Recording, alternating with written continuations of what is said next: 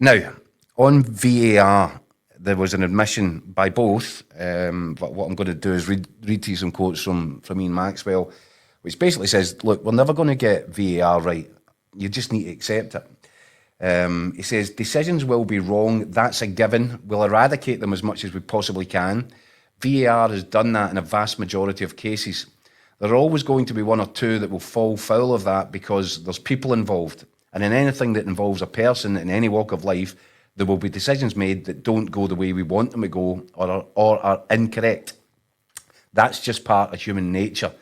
This is the first time we've been asked this year about a VAR decision. That's because it's the first time you've turned up for anything, Maxie, but never mind. It's not always been that way. I think since Willie has come in, the transparency, the way he's dealt with things has been a breath of fresh air and made a real difference on and off the pitch. And we want to drive that forward. Since football began, people have been talking about refereeing decisions, and we'll talk about them forevermore. And that's part of the game. There will never be a point where there isn't a contentious decision because people disagree in decisions. That's the beauty of the sport. You get 20 football fans in a room, you'll get 25 different views on whether a decision was a foul or a foul was right or wrong. But we're never going to change that. Your thoughts on that, Bunzy? I mean, you could go in with 2 feet and say, well, this is ridiculous. The SFA are saying we're never going to get this right. Or you could be more inclined, like myself, to think, well, do you know what? It is common sense. We are never going to be in a position where 100% of these decisions are going to be guaranteed in every game. No, you're right. I mean, you 100%. You're never going to hit those rates. But you want to get as many decisions right as possible. But the other thing you've got to remember is the clubs have paid to bring in VAR. They're funding it, so they should be getting the best service possible. So for him to say, you know what I mean? So if that's the case, then what is the point of the clubs paying for VAR if they're not going to get the right outcome? Yeah, and I mean, a lot of clubs will think it's money down the drain.